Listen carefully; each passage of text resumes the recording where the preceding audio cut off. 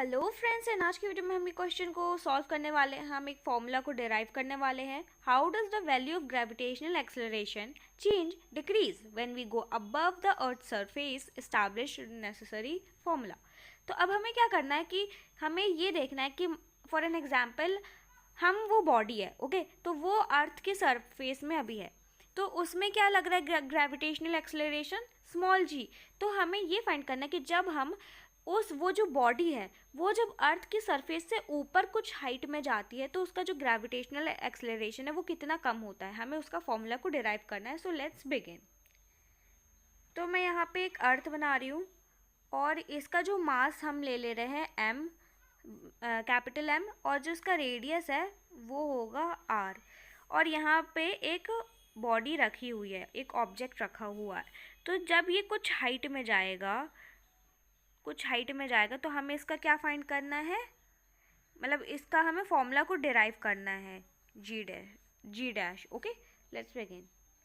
तो अभी हम क्या कर रहे हैं कि ये जो ऑब्जेक्ट है ये जब अर्थ की सरफेस में है तब इसमें जो ग्रेविटेशनल फोर्स लग रहा है वो क्या होगा। तो इसका जो ग्रेविटेशनल फोर्स अभी हम ले रहे हैं F equals to G capital M small m by R square.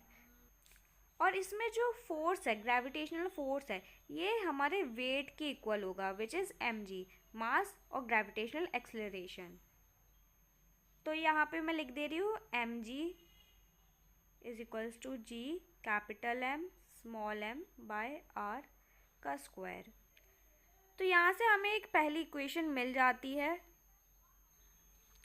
अब इस ऑब्जेक्ट की, यहाँ पे मैं अब दूसरा डायग्राम बना रही हूँ। अब ये ऑब्जेक्ट अर्थ के सरफेस में ना हो करके ये थोड़ा कुछ हाइट में जाता है, कुछ अर्थ की सरफेस से कुछ हाइट तक जाता है। अब उसका ग्रेविटेशनल एक्सेलरेशन को हम क्या लेंगे, जी डैश। इसमें क्या था, जब सरफेस में था तो हमने क्या लिया था, हमने लिया था जी। अब हम लेंगे जी डैश, तो क्या हो जाएगा m g dash is equals to G capital M small m by. अब क्या करना है, अब देखो अभी हम क्या ले रहे थे, डिस्टेंस क्या थी, हमने क्या देखा था कि आर डिस्टेंस है, मतलब सेंटर से। रेडियस क्या है, आर है। तो अब क्या है, अब तो हम आर तो लेंगे ही। अभी तक क्या था, ये जो सेंटर है किसका, अर्थ का जो सेंटर है और ये ऑब्जेक्ट है, इसके बीच की डिस्टेंस आर थी। बट अब हम क्या कर रहे हैं कि ये ऑब्जेक्ट है, अब यहाँ इसके और जो अर्थ की सेंटर है उन दोनों के बीच की डिस्टेंस को तो हमें लेना ही है। हमने पहले भी ऐसे किया था, अभी भी वैसे ही करना है। इन दोनों बॉडीज़ के बीच के डिस्टेंस को लेना है। तो ये तो आर हो जाएगा, अर्थ का रेडियस तो हमें पता है, आर लिया था हमने, लेट किया था। अब हम कुछ हाइट में गए हैं ना, ये जो बॉडी है कुछ हाइट में गई है, तो इसका हम लेंगे एच, हाइट एच। अब हम क्या करेंगे, जैसे आर स्क्वायर लिया था यहाँ पे, क्योंकि इसका जो डिस्टेंस है ये दोनों बॉडी के बीच का, तो वो क्या था, आर था, तो आर स्क्वायर लिए थे। अब यहाँ पे हम क्या लेंगे, आर प्लस ये डिस्टेंस हो गई और एक ये डिस्टेंस होगी एच, तो एच का होल स्क्वायर।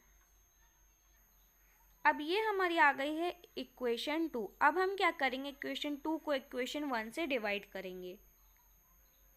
तो यहाँ पे हम लिख देते हैं m g dash upon m g, तो m g dash upon m g is equals to, अब हम क्या करेंगे कि इसको अपॉन में इसको लेंगे तो क्या होगा कि जो आर है वो ऊपर चला जाएगा और ये वाला हमारा नीचे आ जाएगा।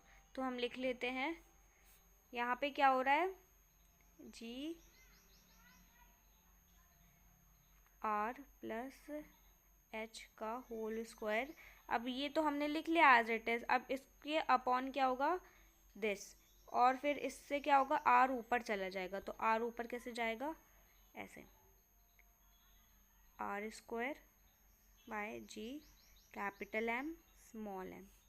ऑलराइट, अब देखते हैं इसमें हमारा कटेगा क्या, ये कट जाएगा और मास हमारा कट जाएगा। तो क्या आ जाएगा, d g dash by g is equals to this, हमारे ये आ जाएगा।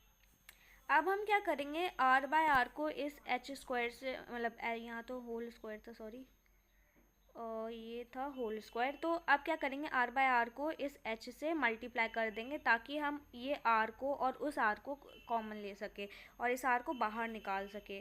तो क्या आ जाएगा, g dash by g is equals to r square by r plus h into r by r. R by r को हमने मल्टीप्लाई कर दिया है का होल स्क्वायर। अब हम इस आर को कॉमन ले लेंगे तो क्या आ जाएगा, ये आ जाएगा R square by R square by 1 bracket में 1 प्लस एच बाय आर का होल स्क्वायर।